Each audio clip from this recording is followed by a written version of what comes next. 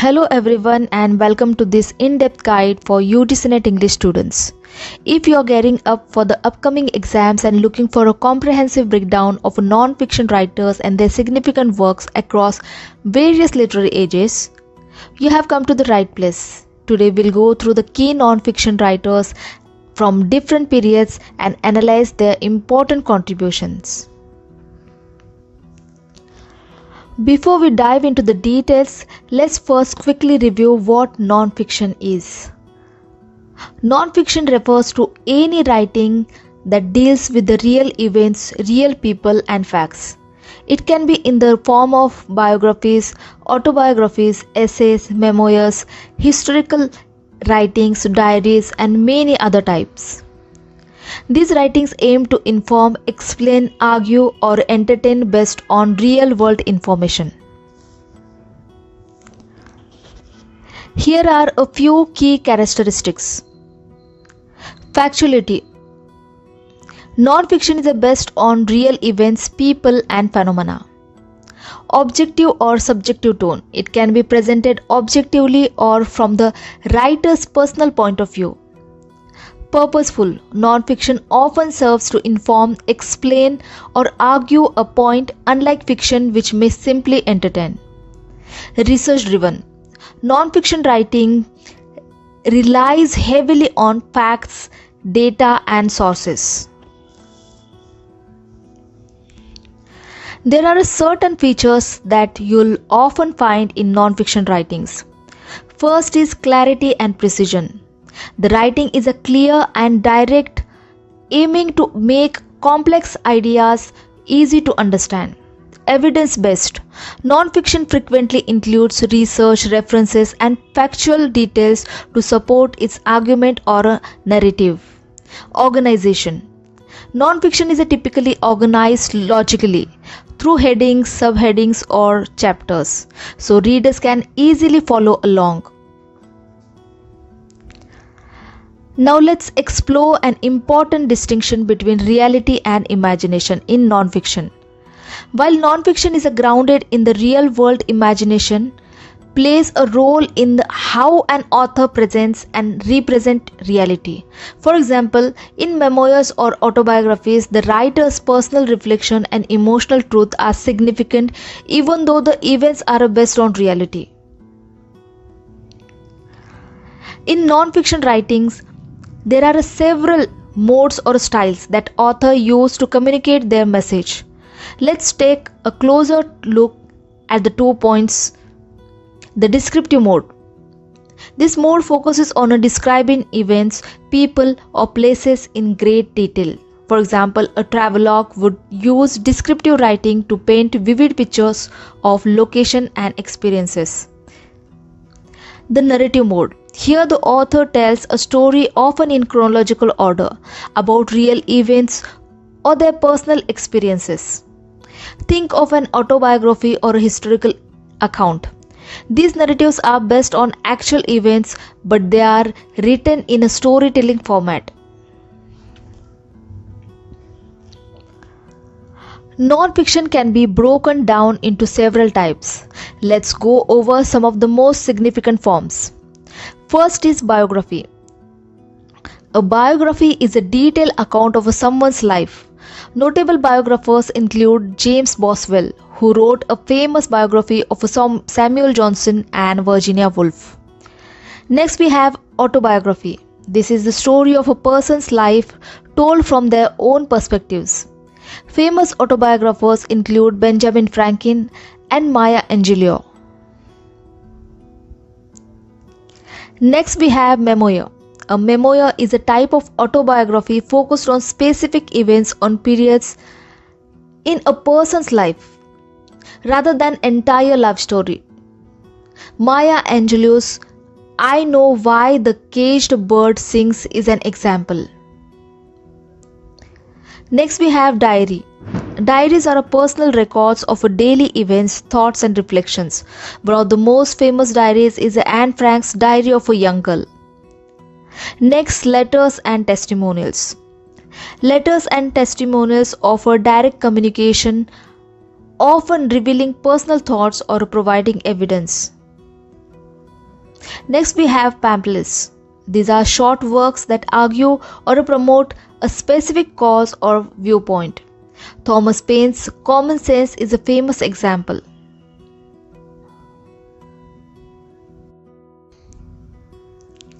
And friends, before we start our next section, I want to share something special for you.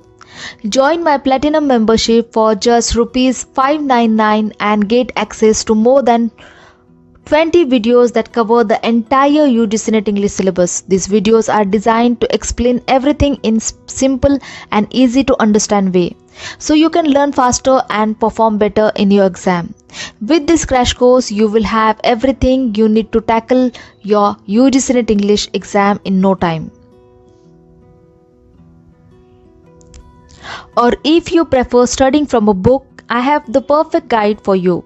UGC NET English, the ultimate last minute guide. This book is a complete resource covering all major areas like British literature from the Anglo-Saxon period to modern literature, American literature, important movements like Transcendentalism and the Harlem Renaissance, Indian literature, key writers and their works including Dalit literature and Indian aesthetics, world literature, insight into African, Caribbean, French and Russian literature.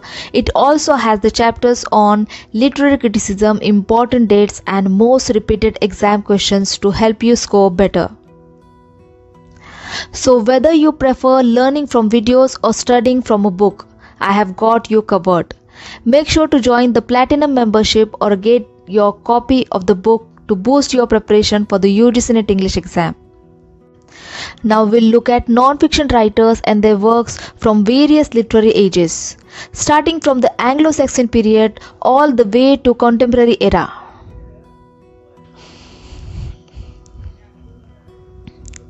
Let's begin with the Anglo-Saxon and Norman periods. During this time, non-fiction writing was largely focused on history and religious texts. Now let's see important non-fiction writers. First is Simon of Durham, and his key works are Historia Regum and Libellus de Escudo. Simon was an early historian whose works documented the history of England and the lives of its kings.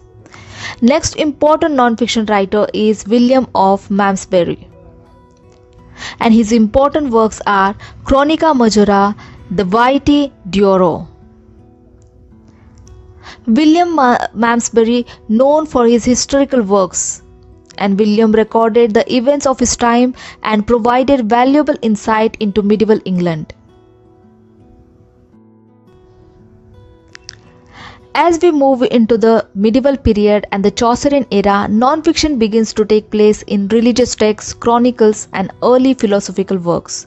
Now let's see important non-fiction writers. First is Matthew Paris, and his important work is Chronica Majora.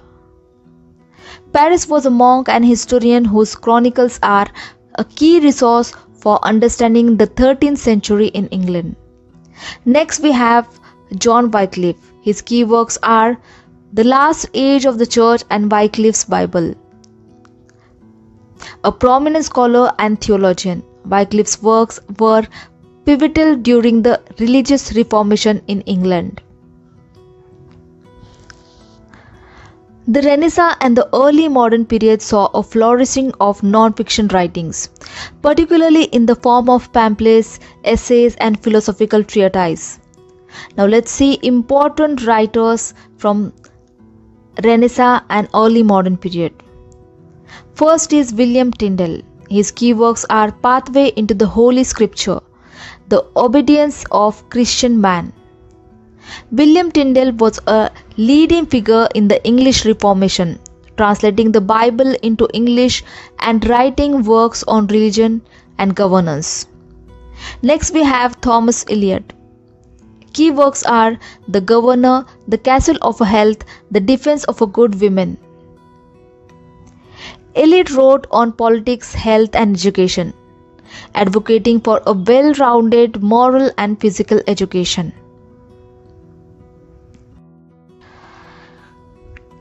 Next we have the Elizabethan and Jacobean eras, where non-fiction writings was influential in documenting history, exploration and politics.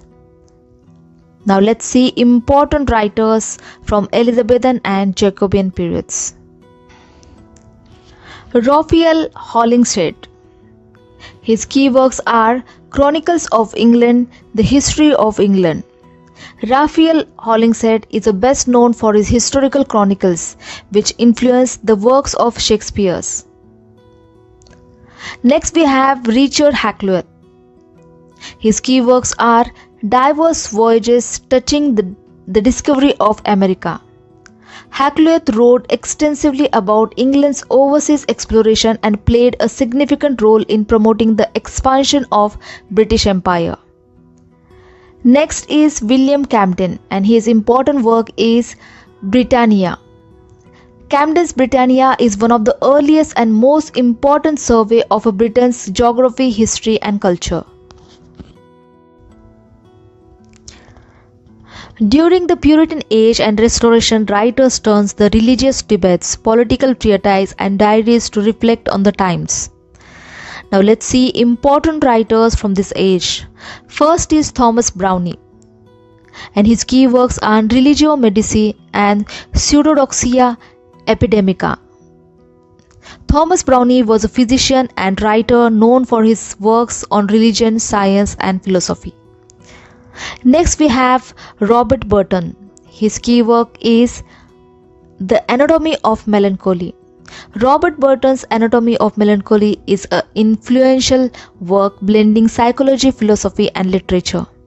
Next we have Samuel Pepys. His important work is The Diary of Samuel Pepys. Pepys' diary gives a detailed and personal account of 17th century England, covering politics, culture and daily life. Next we have Enlightenment and Restoration Age. Non-fiction became a tool for exploring reason, governance and individual liberty. Now let's see non-fiction writers from this age. First is John Locke. Key works are Two Treatises of Government and Essay Concerning Human Understanding. John Locke was a philosopher whose ideas on government and individual rights were fundamental in shaping modern political thought. Next we have John Dryden. Key works are Annus Mirabilis and Essay on Dramatic Poesy. John Dryden's essays explore topics like poetry, drama and politics, making him one of the most important writers of the Restoration period.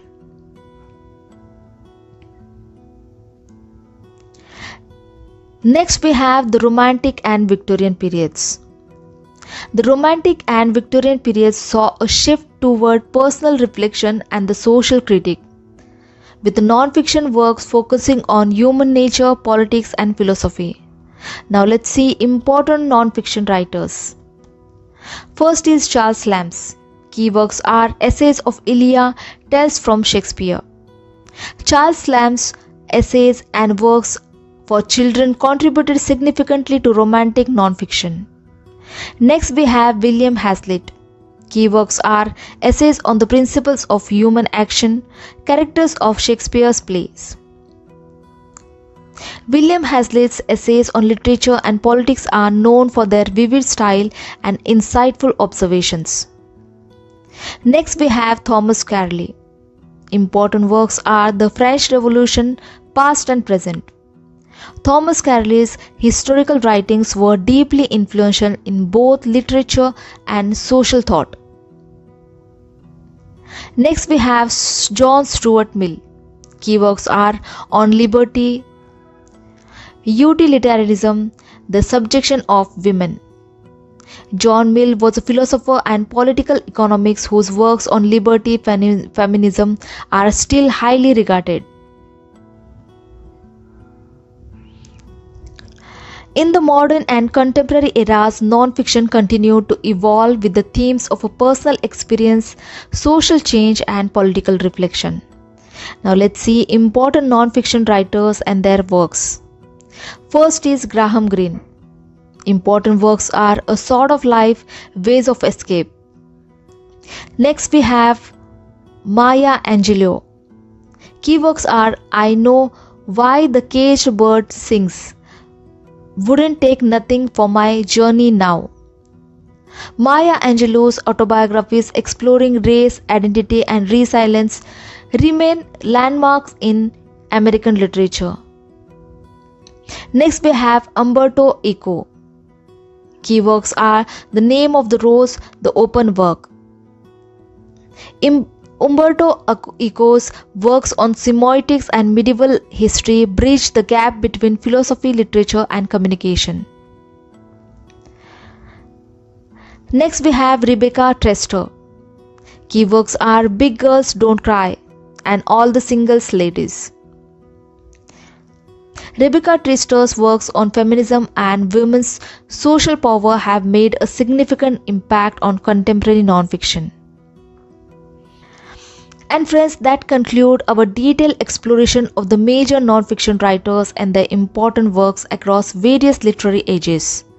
Whether you are studying for the UGC NET English exam or just expanding your knowledge of literature, understanding these writers and their works is crucial. And friends, if you found this guide helpful, be sure to like, share and subscribe for more exam tips and literary insight. Keep up the hard work and good luck with your studies. You have got this. Thank you so much for watching.